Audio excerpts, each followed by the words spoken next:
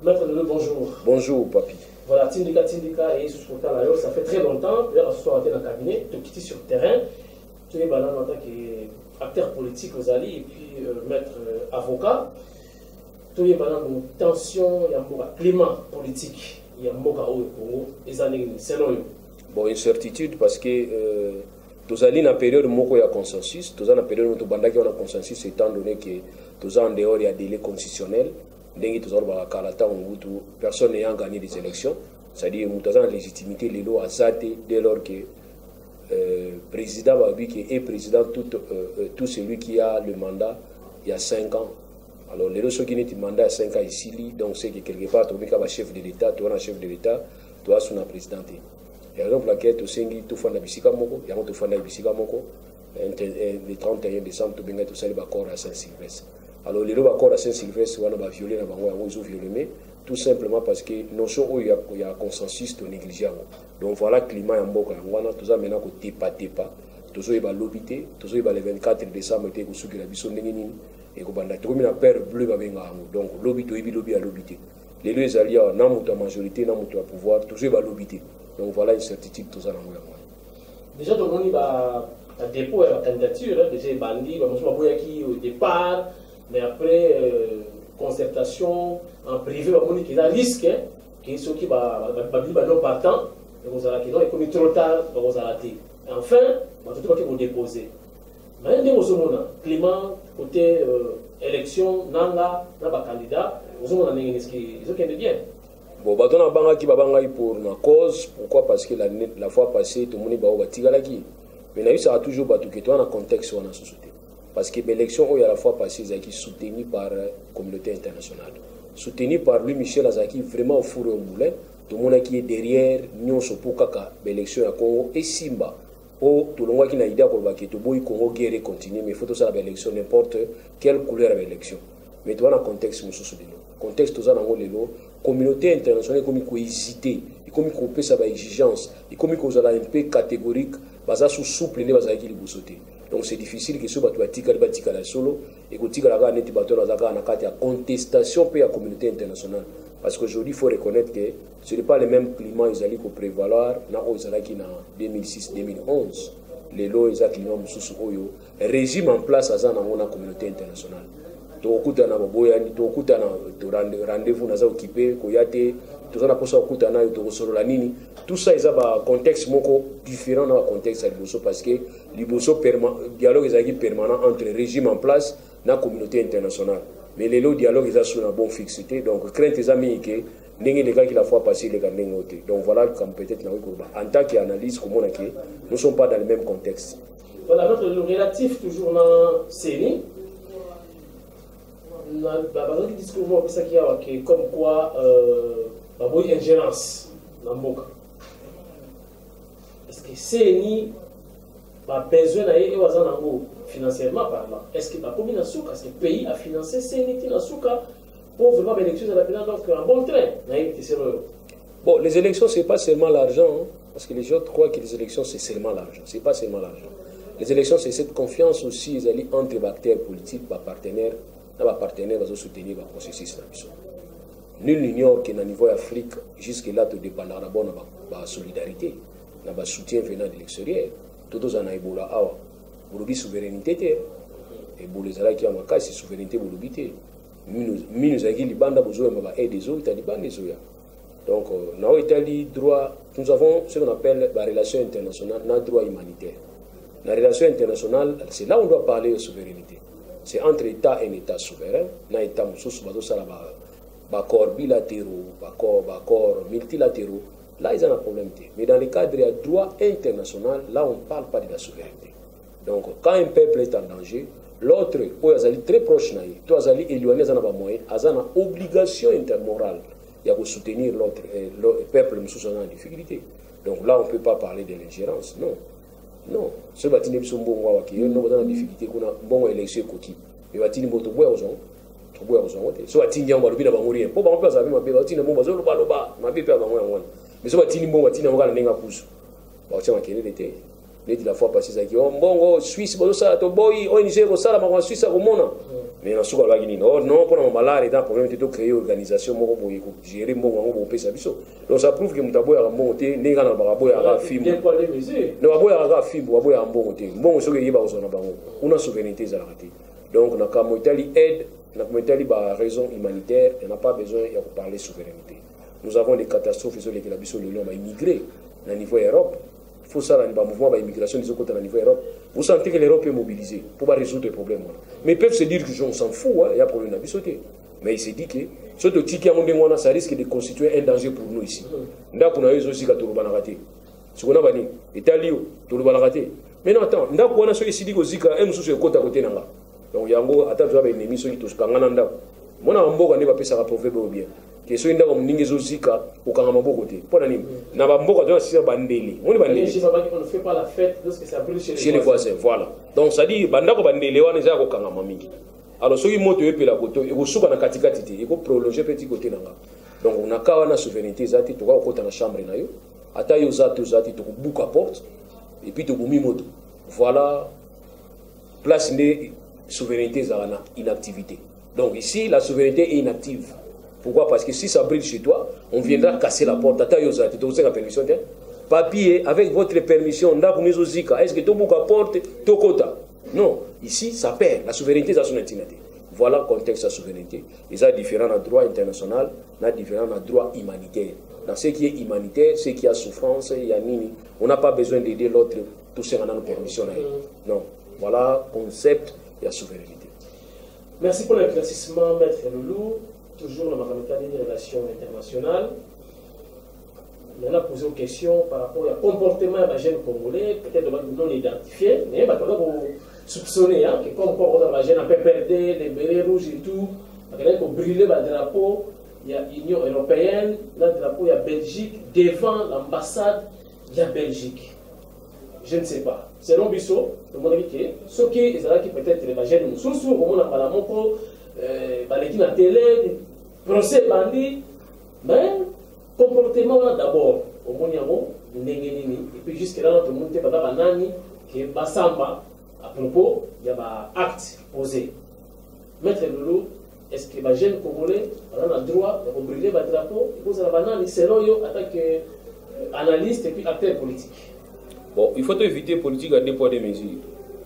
Ceux qui sont jeunes, il y a parti où sous opposition, au moment où on est délinquant, vous allez les traiter comme tels. Nous avons des jeunes où ça qui va revendication, ça les marches, mais après Koufa. Les marches, ils sont violentes, les marches, ils sont pacifiques, mais à trouver les voies. Et quand nous nous posons la question de savoir comment est-ce qu'il faut réprimander la marche, qu'on réprime la marche, comment est-ce qu'il faut ça? Il faut utiliser la balle réelle ou la balle à caoutchouc. Nous avons dit qu'il faut utiliser les balles à caoutchouc. Mais est-ce que dans mon petit balle à caoutchouc, est-ce qu'il faut apporter les voies? Tu vois, tout ça, tout ça, il faut pour limiter un peu les dégâts. Mais manifestation, bien qu'autorisé ou non autorisé, on utilise les balles réelles pour les moments.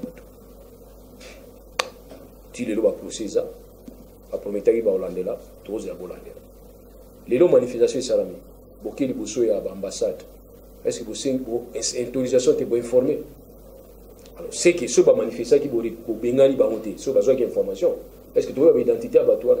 Parce que agir dans combo nini, dans label nini. Parce que ceux qui déranger bamonter, c'est qui vont autoriser bamonter. C'est qui vont comprendre que ça. Tu vois, tout ça, ils ont pu s'en habiter. Mais c'est sont des mauvais comportements. Il y a plusieurs façons de résoudre les problèmes.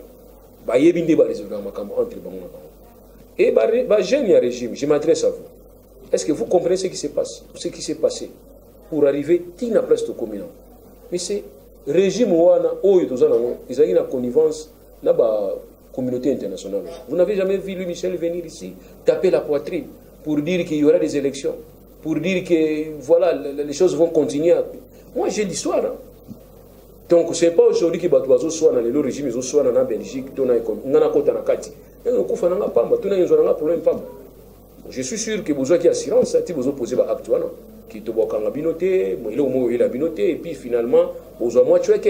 Ce que vous avez alors, c'est que vous avez travaillé par rapport à l'argent, pas par rapport à cette vocation, par rapport à cette, c'est-à-dire, détermination, on a pour ça l'acte pour l'intérêt de Belge.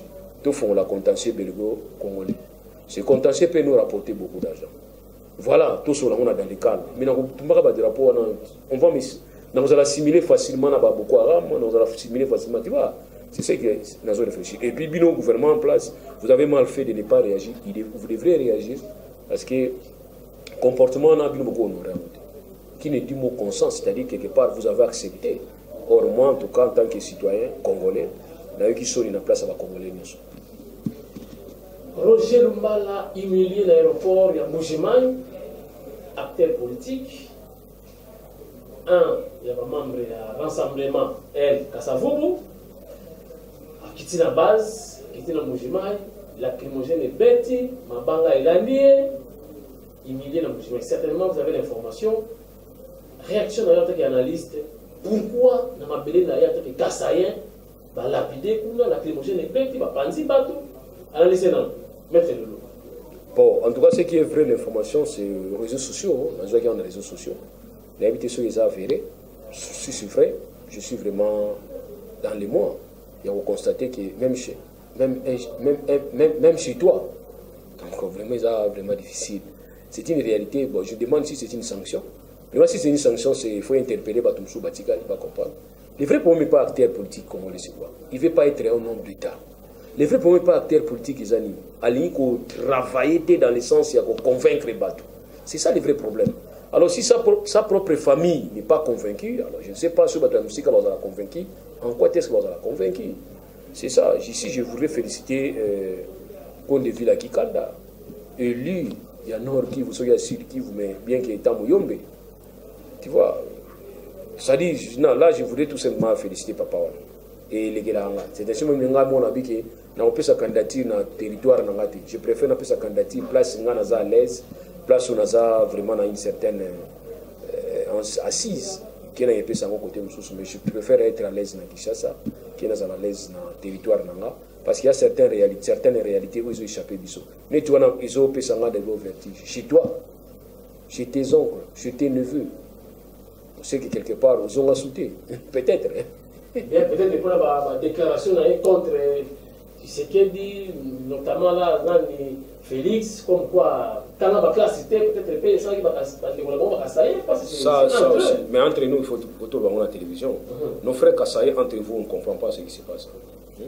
Attention, vous risquez de disparaître. Et on fera en sorte que vous disparaissez. Nos frères Kassaye, sur vos télémités, vous allez disparaître. Parce que moi, je ne peux pas comprendre, les lois au Tali, régime a mis en place. Bourri n'a pas Kassaye. Opposition n'a pas Bourri n'a pas Kassaye. Maintenant, on se pose la question de savoir, vous vous opposez comment? Dès lors qu'ici, à qui vous vous opposez, vous êtes incapable de voter, parce que vous connaissez c'est ce qui nous rapporte. Et il faut voir comment est-ce qu'ils sont accueillis ici. Nos frères mal accueillis. Et je me pose la question de savoir pourquoi. Imaginez vous déjà. C'est né mon Pamba. Fait un tour dans Bandundu, tu vas regretter. J'ai fait un parcours dans Bandundu, je vous dis la vérité. Ce qui est fait maintenant, là, je ne sais pas, ni ma casa. Donc, et comme il y a un niveau de vie, vous sentez que c'est comme si on a payé mon côté à Moyen-Âge. Je me pose la question de savoir, quel est le but de la Kishasa Izarani?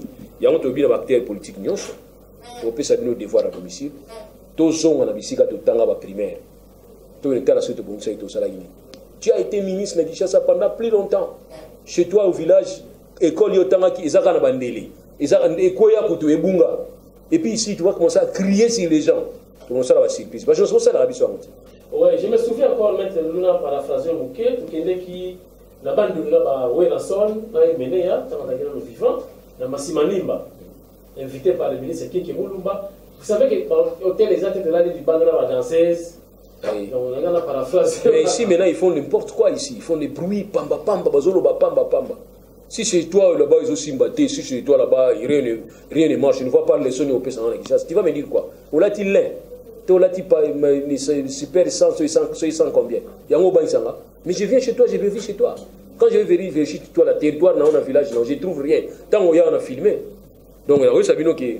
Défunt papa Wemba Salara Pay Loguana. L'invité sur beaucoup n'a pas tenu sur la moukia papa. Allez-y. Papa Wemba Salara Loguana, défunt papa Wemba.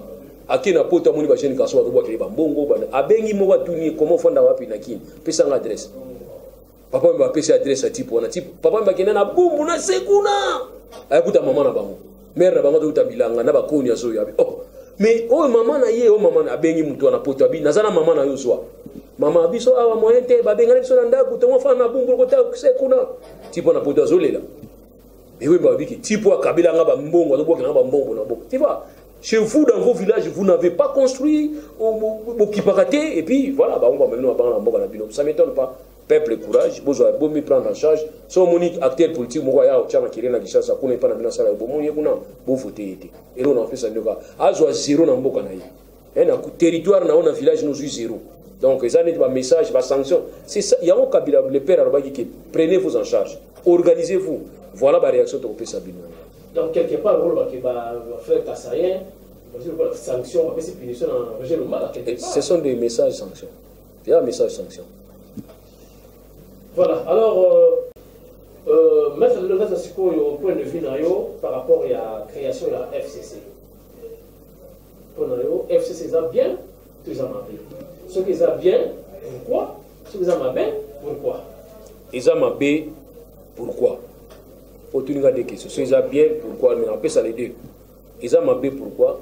Ceux qui ont considéré que Bango Bazan a un monopole et a représenter RDC Mobimba, Bakosi. Et ceux qui ont résoudre le problème non sur la RDC, Bakosi. Parce que le problème est que les gens ont créé. Donc, quelque part, Moussa Lobaki, mon côté, où il y a ça qui est mon peuple était à quoi il peut sa leçon. Donc, Bango va faire sa leçon parce que la majorité des problèmes au peuple, c'est Bango. Parce qu'il parle trop. Or, biso linga ki basala ngana ndengwana mais na komi kitisa nyonso ke oui to meka ki simbité mais to ito sangana susu makasi na biso peut permettre biso to meka ko sala mbalo mais tant bazo ya bazo déjà c'est comme si basi ba gagner qui ça dit ils n'ont pas besoin d'élections ils ont déjà gagné ça et nous nazo mona bien té ya msi bino ke mabende yango parce que boza ba prétentieux trop ba vantard moko za kuna vantardisme za kuna nazo ko kamote. Or comment on avantage na bangwana bango pe basali rien bilan eza positif na négatif ne bango bilan na bango izate il y a pas de bilan. Alors par rapport ya malamu izaki souci na biso ya laki ki tous na ba deux fronts to bipolariser espace politique na biso. Comme ça on va faire des débats internes de manière à ce qu'on va commencer à vider tous les débats tous les problèmes pendants tu vas aller résoudre lango na kati ya ba groupe na biso. C'est aussi solution dans le cadre de la consensus. Tout aussi consensus sur Moutoumoko. Nous devons faire affronter. Et tant que nous avons Moutoumoko dans le consensus, ça prouve que Moutoumoko a ma capacité. Il est confronté na Moutoumoko. Ngambu n'a plus beau sangana. Quand on est balinga basali. Comme ça permettre tous en a deux camps. Quand il y a bateau malam, on a quand il y a bateau malam. Comme ça permettre que bateau malam va répondre pas peuple à Toniba. Les États-Unis, nous avons les républicains, nous avons les démocrates. Il y a les primaires qui se font à l'interne.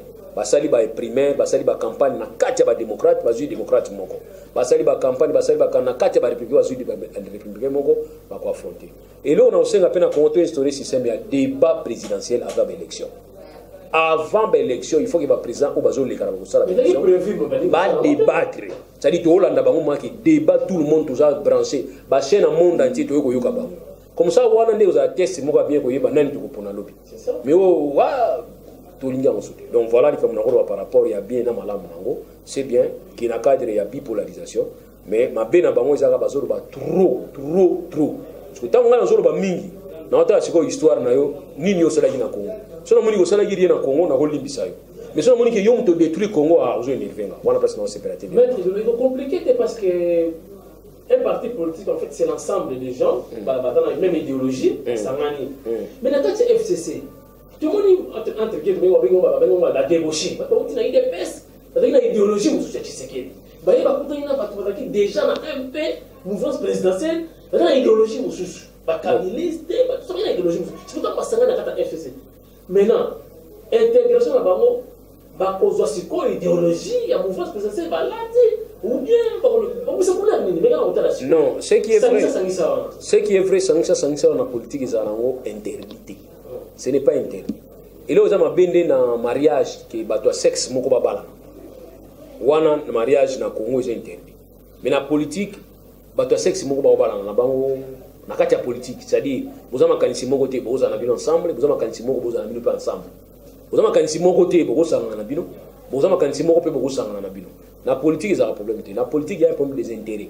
Dès lors que vous avez un intérêt, vous avez un ennemi qui oppose le moko, c'est interdit. Ce n'est pas interdit. Donc, on a politique, mais je répète que ces genres d'alliances, ils sont interdits parce qu'à chaque fois, les alliances se font et se défendent par rapport à l'intérêt, à contexte. Donc, s'il faut que les unitaristes, les fédéralistes, pour créer une majorité, pour qu'on après. Il y a des fondamentaux pour Saliango, et puis pour la Kati, il faut gérer un consensus, ils ont vraiment gravité.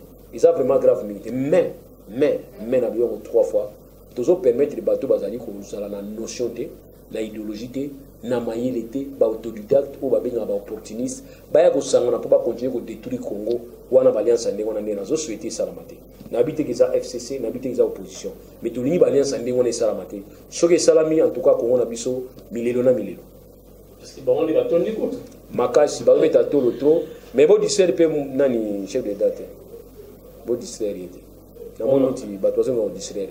Mais c'est comme si il y a des créateurs FCC. C'est celui de l'autorité morale. À un moment donné, on se disait que Mobutu a sur le bateau, Moussé pas sur le bateau. Et à un moment donné aussi, on va dire que nous avons le bateau pété Zamabi. Ah oui. Ah oui. Situation dans la situation papa Louba. Il faut aller au Baka pour permettre que les gens se remettent dans l'ordre. Tous ces exemples, oh non, il ne va pas se reventer. C'est un faux problème. C'est un vrai faux problème. Et c'est un faux problème qu'on a été école là, pour comme un vrai problème. Mais c'est un vrai faux problème. Donc, comme c'est un vrai faux problème, il faut résoudre à ce n'est pas un problème. J'ai toujours dit que dans le cadre, il y a que diriger Biloko Badunion. Quand on vous pose une question, on va dire que non, on a cette terre. Silence n'a pas de réponse. Il faut répondre à la requête parce que nous avons la responsabilité de diriger tout un pays. Et quand on dirige le pays, ce n'est pas ton pays seulement, mais c'est le pays de tout le monde. Et s'il y a un problème, il faut savoir répondre au temps opportun et puis la réponse juste. Il faut calmer ma tension. Si mot seulement, Liloba, pouvoir à langue, Babi ils ont un pouvoir d'eux, il y a l'Iwana vie, Namla Louana Bisso. Alors, cause que silence est comme un Liwa, mais il faut l'ingage comme un Louane paix sa vie. C'est-à-dire, pose à la calme, n'a respecté la constitution, je vous dis que la constitution est le Bible. Au PC explication, il y a la constitution, comme ça peut apaiser. Et puis vous allez vider maintenant la matière dans l'adversaire. Les gens ont la marche pour le chef d'État se représenter, c'est un faux problème. De part et d'autre, c'est un faux problème. Mais en tant que chef de l'État, il y a un vrai faux problème sur ces terres. Vous m'avez dit que vous avez calme. Parce qu'il y a un problème. Il y a un problème. Non. Je vous dis, ceux qui m'ont respecté, compter na biso andako sila kofuta na fin du mois. So abiki na kofuta te awiso na kofuta te. Mais so abiso ki na respecter constitution to signaki. Et que constitution 5 na fin du mois les 5 kofuta, awiso ki kofuta les 5. Tous les 5 ekoka. Awofuta les 5. Voilà, muta abi ndema. So muta besoin respecter accord ta ba na respecter, ou bien il va se taire. Mais il a déjà répondu qu'il n'a pas respecté. Mais nous voudrions qu'il y ait au-delà. Il y a une exigence. C'est dans le cadre de Bimnaka qui s'attentionne à Katianda. Inquiéter les adversaires utilisés comme arme contre. Il faut dire. Alors tu vas commencer à encaisser, continuer à encaisser. Voilà. Kolbaka qui nous a candidaté parce que le conseil Pégissingaï. Et puis il a 5 ans, une fois. Dans c'est 5 ans, il est capable. Pendant 5 ans, constitution est Pégissi. Mais après 5 ans, il est au moins anniversaire parce que les matières c'est nous qui donnons la matière dans l'opposition. Pour ça, il m'a bien côté opposition récupérée à ça, un projet de société, contribution. C'est ça le vrai problème. Mais déjà, pour la souci, la proposition de la des courants, en tout cas, ça. Mais déjà, je vous informe que les gens marquent Kaboul d'Abanyamo déjà Bengi, opposant tout, MLC, ILC. Mais là, vous avez que le concept d'opposition, opposant à Macron, opposant à Trump, moi, je suis subi. Donc, acteurs politiques. Et nous avons une loi déjà qui parle de l'opposition. Conformez-vous à cette loi. Et vous allez remarquer que mon opposition pour nous, ils ont saveur.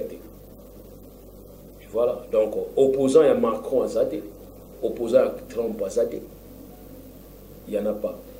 Maître Loulou, il faut réfléchir ensemble. Concernant toujours FCC, parmi le pouvoir, parce que la plupart va signer, mais les Sanga Bonganga a beau signer. Kobo et Naïm, Malamoko, pour comparaître dans la cour, justice, ceux qui n'y cour, oh, on a la cour d'État, tout ça, donc vendredi déjà, à ça, il y avait dans le côté Sosimat, cours militaire, autre cours militaire, voilà, avec le Samba, est-ce que ce n'est pas parce qu'il faut signer, et comme obligatoire, FCC, le pouvoir, on a un Masoro, et comme obligation, il faut signer, il faut signer, on Samba, par rapport à dossier, il est renseignant, semble-t-il, il est renseignant. Par rapport à sa qualité, il y a l'un des membres de la commission, il y a une conférence nationale souveraine, on va renseigner. Donc, il est renseigné, si c'est Robin Samtunio, on va renseigner, on peut savoir éclaircissement, à ça poursuivi. Ça, c'est vraiment la précision, à ça poursuivi, à ça est renseigné. On tourne la question à rapport, il y a un rapport à la commission qui va ça rapport ordonner révocation et jugement Salamaka contre le papa Morona, colonel Morona 75, 1975. Donc, vous voyez que tant on a 75, l'évité que Vienganga, et pardon. Donc, ce que ça même ça, il y a déjà une période. Donc, ça a été que c'est pour faire. Bon, pour nous signer, il faut signer. Il faut signer. Il faut signer. Il faut signer. Ah, signer pas de la l'aise. Il faut signer. Il faut signer. Pour aller. Il faut signer. Nous t'avons dit que c'est pour la cam. Non, non, nous t'avons dit que c'est pour la sec. Il faut signer. Signer quand il n'y a rien. Ce qui signé pour le dossier, voilà, le tribunal. Pour le tribunal, il vient pour poursuivre. Il y a qui fait un renseignement. Un renseignant. Il peut faire un renseignement dans le tribunal. Point. C'est fini. Bon, ça, c'est le côté. Il y a un problème.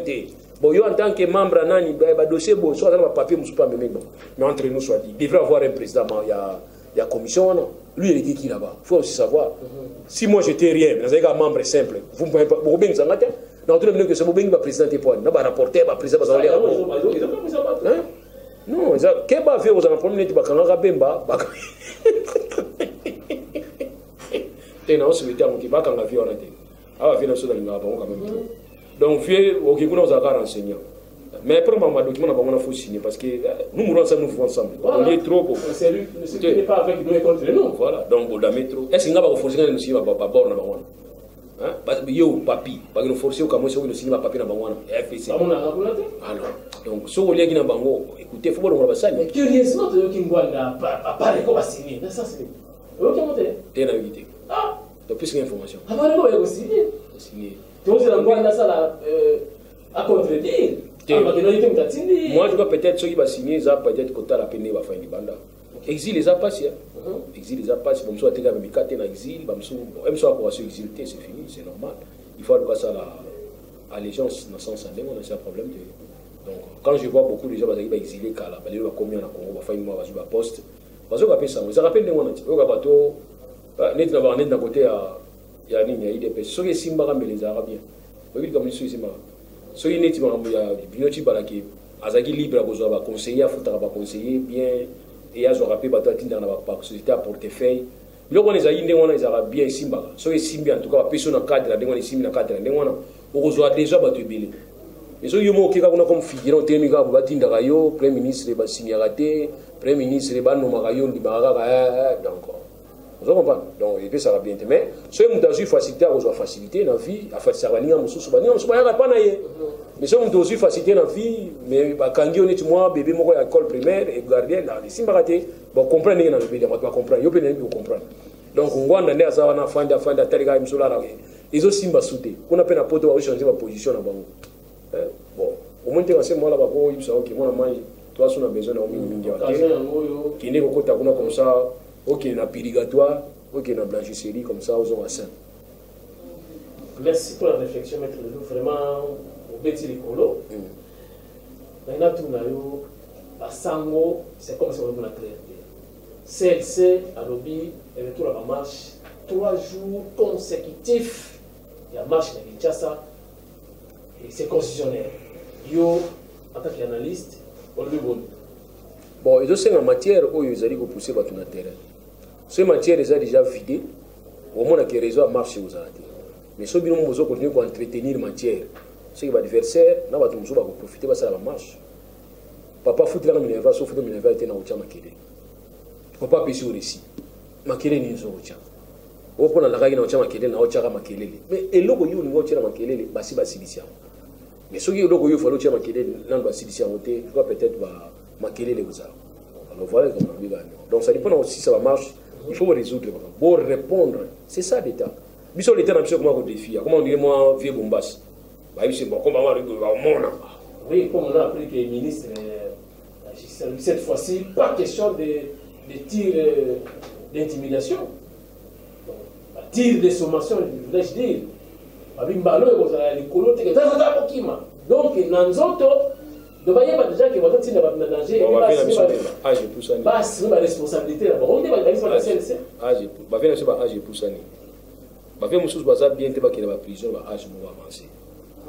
Si on a besoin qu'il y ait des prisons, il faut qu'il y ait des prisons dans la jeunesse. La prison à âge avancé. Troisième âge, ils ont bien été dans la prison. Donc, il y a des conséquences. Il y a supporter parce qu'il y a un côté qui est moins jeune. Qui a 10 ans, il y a moins minimum bien, et puis il y a moins possibilité. Il y a âge avancé, il y a malade déjà dans les autres. Les bisous à âge à venir, il y a 2 ans, il y a diabète, il y a bisoté. Si vous écoutez la prison, l'âge à 75 ans, il y a 75 ans. Papa, montez, vous avez un problème. Il y a un programme, il faut donner la solution au peuple. Il ne faut pas donner des menaces. Tout ça, peuple et tout ça, il y a besoin. Vous allez voir qu'il va marcher, vous allez se mettre. Donc, vous m'avez sous-battu. Vous allez voir ça va fatiguer. Vous allez voir ça va vivre. Vous allez voir ça va vivre. La exhibition Moussa, va vivre. Vous allez voir ça, toujours exemple, pas dans la beaucoup de prison, pour la déclaration. Et l'autre, il y a pour l'âge, la prison, bien. Il faut que la prison à Poto, bien. Pour sauver 10 ans la prison de Mwakala, on a sauvé vraiment méconnaissable. Voilà, donc, comme on a avant, dernière question, on a tout le monde en cours constitutionnel, il y a un avocat pénalité, justice pénale immunité, par rapport à la prestation des serments après chef de l'État. Non, répond non. Oui, on va critiquer comment il y a un cours constitutionnel, de prêter serment, et puis un président illégitime. Analyse par rapport à la réaction de la population. Regarde, nous avons une constitution. Dans un État, il y a des postes qui sont vacants. Ceux qui sont vacants, il faut changer le remplacement. Ceux qui sont vacants, et qui vont prêter serment devant chaise vide, avant de se prêter. Mais si on va prêter serment devant une institution où on va représenter nous postes où on a la vérité. Je ne vois pas pourquoi tout ça le débat. Il ne faut pas tout politiser par point de vue. Oui, donc voilà comme on a voté. Le législateur a été clair pour dire que il va voter, ceux qui ont mis ça tout à niveau, ceux qui ont mis le Parlement, le Sénat, et ça, la Constitution automatique, il y a un maintenant, quand il y a légitimité et illégitimité, cela dépend de l'année où on est là. Si on a la majorité, on est illégitime. Si on a la majorité, on est légitime. Si on a l'opposition, on est illégitime. Donc voilà un peu comme on a sens. Mais, du moins, la prestation à serment, ils allaient répondre à l'exigence de la Constitution de la qui est dans 3 structures. Conseil d'État, Cour constitutionnelle, la Cour de cassation. Il faut y faire. Si il fallait faire la bande, quand il faut y faire, on a besoin de faire. D'ailleurs, tu vas nous faire dans 9 mois, dans 11 mois. On soit dans une année. Et ça va nous rater. Rater, ça il y a longtemps. Et ça il ne pouvait que se conformer que devant la loi, dans le secrétariat seulement du Boussoya, président de la République, ou le président Sikoyo, en entendant qu'il soit quota. Selon l'article 70. Soit exact. Sur mon article 70, soit une sabino, mandatir les Zoya, quota candidature. Tu as dans le Parlement. Tu as changé en haut.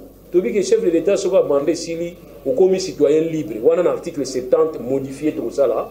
La mandature les Zoya, vous avez apprécié ça. mettre le loup sur résumé de la situation politique, il y a moins. Parce qu'à tout moment dans la Mwanda, on a des détails à Mwanda. Mais ni les autres qui sont Mwanda actuellement, parce que Mwanda, il y a Congo central, ils ont parmi la partie où il y a la richesse pour transformer, même pas Congo central, maintenant Kinshasa dans quelques provinces.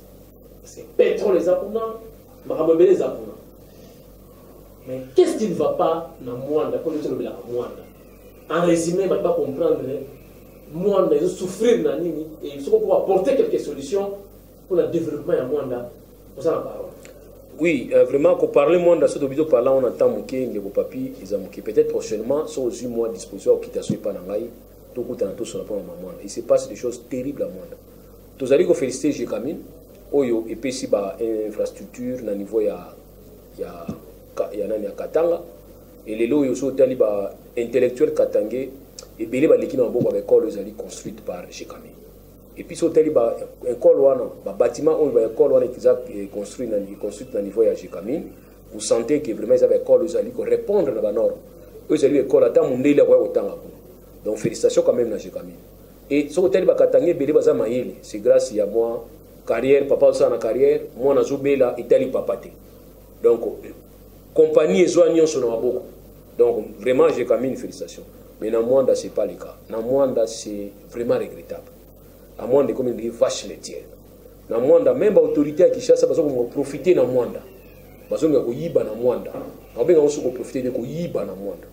Mwanda, ils ont contribué dans le budget à l'État, mais Mwanda, ils ont développé. Maï, il y a malunga dans Mwanda des athées. Courant, il y a malunga dans Mwanda des athées. Courant, il y a gaz. Or, il y a pembe. Beta katolo inge tinda kana mboka ebele inga makelela inga awa matoe kolemba. Mais so beti makelela inga na Mwanda bato bakipe binote. Kura inga na Mwanda ekomate. Mais so lekina ba territoire musuzo mona ba kurezo pela butumo. Otuna bango même pas diamant ya salité, ils en a na bango te. Mais bazo bénéficier. Mwanda jusqu'à zo bénéficier de côté. Et nous avons eu des promesses non tenues jusqu'aujourd'hui. Mwanda comment dire moi coin mon ba opposant. Mais il y a un point opposant. Mais comme il y a une déception, c'est-à-dire frustration, où les gens qui sont parasoutés parce qu'ils chassent pour ça. Moi, il se passe des choses. Dans Mwanda, tout dans la structure, moi, je suis à Kokodem. Kokodem, comité de concertation de développement de Mwanda. Par le but développement de Mwanda. Mais comment développement, il y a des individus. On appelle un correct, on a entre bango, balina bango. On retourne bango, siliki. Bakozwa mbonga ba projet de construction ba école na cadre ba point d'intervention na bango école ba hôpitaux na ba soki nini soki éducation ndeko nanga kinota ba école ba construction ka eza ba école te eza ba salle de classe mi bali 2 salles de classe et bien ça combien na niveau ya caisse à perenko to yebite yo nanga hôpitaux wana na yebite to benga ngo dispensaire et ba ça la place ça dit il y a des choses qui se fassent là qui se font là-bas tu ne peux pas comprendre et ils préfèrent ba tonga ba centre culturel na kati ya ba mboka. Centre culturel, c'est-à-dire place où on a et puis c'est regrettable. Il y a un mariage réalisé dans Mboka. Ils ont raté. À un village où on a cité, civil, l'église, l'église dans la salle de fête, moi qui tourne dans la cité. Mais on a construit une salle de fête dans la Mboka. Vide, comment on a dit. Donc, le projet est bidon. Mwanda, il y a un problème, il y a des travailleurs. Les travailleurs qui travaillent, ils doivent faire une pension. Pension na bangote, ba retraite na bango bazwate. Pour nani? Les journaliers à vie. 21 jours, abimi 21 jours mutu muso akoti. 21 jours, baza ba engagé te.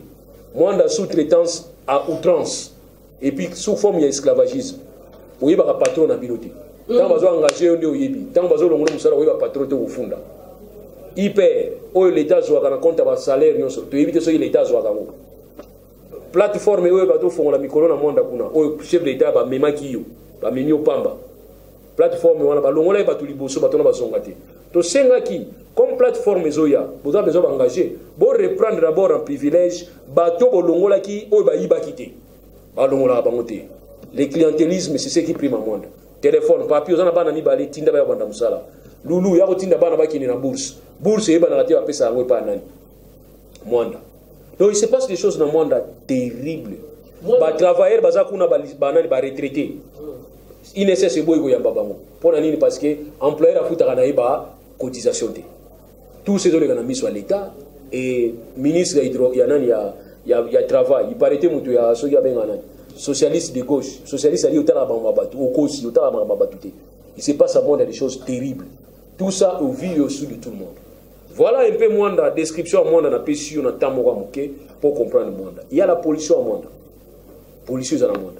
Bah ça la production. Mais il y a des exigences européennes qui demandent à ce que le pétrolier va prouver binoté que bozaba, c'est-à-dire prouver que va prouver binoté que bozaba coupable. Mais il faut que bino prouver que bozaba innocent. C'est ça les exigences en matière il y a protection de l'environnement. C'est-à-dire il appartient aux sociétés pétrolières de prouver qu'ils sont innocents. C'est-à-dire qu'il y a un renversement, il y a présomption d'innocence. Dans la société pétrolière, il y a la présomption d'innocence. Il faut prouver chaque jour qu'il va polluer. Mais dans le monde, ça ne se passe pas comme ça. Et bon, ils ont les niveau de structure sous bidon, créer de toutes pièces. Bon, vous avez compris ça dans le cadre il y a partage de production, contrat de partage de production. Ils avaient dit qu'à la 210 000 $. Nous avons rappelé que nous avons mon année. Parce que dans le cadre il y a signature avenant numéro 8 que RDC va faire ça, 1,5 milliard. Ministre il y a hydrocarbures qui signé à Zobina. Bon, en rétrocession, ils ont 210 c'est comme 450 000. Ils ont mon année et comme mon année. Na mwanda liburu mo wabenga ngo érosion ya kisimbi e kabolizo kabola mwanda so hotel yango dans ba image au regretter ba image ya li hotel izo kabola mwanda nde izo kipe batute izo sala ba problème te pour aller parce que izo lia ba to cité ya na senga ina kisimbi wana mikoloyo to senga ito implora ki na mawana kisimbi aba na kolanda siko côté ya ba konzi baza et puis aboso na côté ya ba bureau aboso na côté ya ba bureau ba société pétrolière te na ba pompe à cheval wana érosion ko isango comme ça au moni. Et ce mois-là, vous allez comme voilà moi dans quelques mots, vraiment c'est regrettable. Moi, Maître Loulou, ça va parce que on produit combien de barils par jour? Vous voyez pas? En tout cas, depuis Nabotami, depuis Nazoko la Moanda, tu as vu qu'ils avaient 25 000 barils par jour. Si les loups, ma machine est bimi, ma ordinateur est yé, ma bras, ils ont quitté la scène, ma haute mer, ils ont 25 000. Donc, c'est-à-dire, quand les agis 25 000, les lots ont 25 000. Et 25 000 peu en an, tout le monde a voté. Donc, pétrole, il y a Bissau, il y a RDC, il y a moins. Transformation, ça va moins la paix. Donc, il y a la brite, il y a la wabi d'abord. RDC, c'est le pays où ils ont produit le pétrole, comme un pays sous. Mais c'est le plus grand pays importateur de pétrole. Contraste. On ne peut pas importer pétrole dans la RDC. C'est comme si la RDC produit plus de chikwang, mais ils ont importé plus de chikwang. Ils ont confusion. Or, dans le cadre de la production, dans l'exportation, vous allez exporter le surplus. C'est-à-dire, la consommation locale, ou en termes de dollars. On va la raffinerie sur place. On va la raffinerie sur place. Mais toi, la raffinerie, on va péter. Donc, le pétrole, on va plein brut. Tant ils ont à faut importer, il faut payer la taxe belé. Il y a bien de taxe. Voilà. Et navire on a besoin de là. Soza na monde au monde on a tonda musika. Tant ils ont ya kama malé ils mataka. Vous pas ni. Ba trafic pe les gars. Pétrole no se ya na Kinshasa uta na Angola te o vérité ya mwana bofo la miso. Voilà. Mettre le mot de la fin. Bon, tu as le monde entier. Vous avez un thème au PESA. Vous avez analyste politique, on a mon amboka, on a mon amibeko, on dit moi makamobele. Kabola o zanango, kamutu nayo. Bandi comme souba profiter nango pour contribuer nous à chaque fois à chaque numéro na biso, par rapport à quelque chose dans l'émission nayo. PESA o zanango, ba congolais monde entier balanga. À vous la parole. C'est la première fois encore Togoib Sabatou. Nous devons être des dénonciateurs honorables. Tous à la dénonciateurs honorables. Si on moni Kamamabé, tous se contacter au à la télévision, on peut savoir l'information pour permettre à ce que tout dénoncer. Ça aussi c'est une façon à aider Mboka. Donc tu vas rater tout va encaisser. Non, un bon boxeur c'est encaisser et puis aussi c'est donner les coups. Nous nous encaissons, nous donnons aussi les coups. Voilà ce que je vous demande. Ben l'élection toujours pour ça la permet. Ceux qui ça la Dieu merci. Ceux qui ça la matin ben écoutez ton message, singa kingo ton message, il y a le quai donné au Kamusabiso. Tous à la Gosama, tous à la faute soudée. On lance un message et pas à jeune, pour ça la jeune qui Mbalo ba jeune puis vous allez élu. Mbalo ba jeune vous allez pas candidat, tous à cas électeur. Mbalo et ba polo tout tika. Tout peut ça va imprimer un bon côté. Parce que tu as besoin de pauvreté. Tu as besoin de imprimer de la volonté dans le bilan. Et puis tu as aussi des ballons. Voilà comme nous avons fait. Bon, pour la CENI, CENI, tu as l'arbitre na tenir à des rings. Sans arbitrer match à des rings dans la vie. Mais ça l'arbitre net. Voilà une élection apaisée. Mais si on a la couleur à des rings, on a un arbitre. Tu souhaites pas l'arbitre. Tu souhaites que on a petit dans l'élection chaque 5 ans.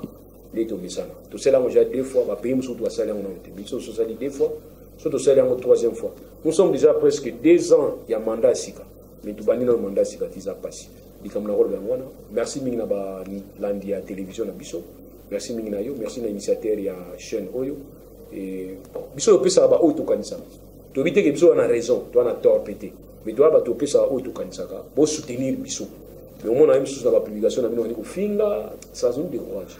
Nous avons le courage de dire tout ce que vous entendez ici. Tu vois na Kinshasa, oh na Kinshasa.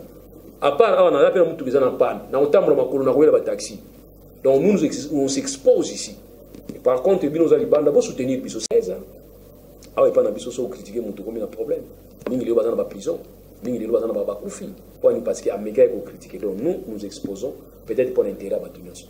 Voilà comme nous avons tout ça, tout est réalisé. Si on a le langage, je présente mes excuses. Voilà. Merci Maître Loulou et à la prochaine occasion. Merci Ndegona.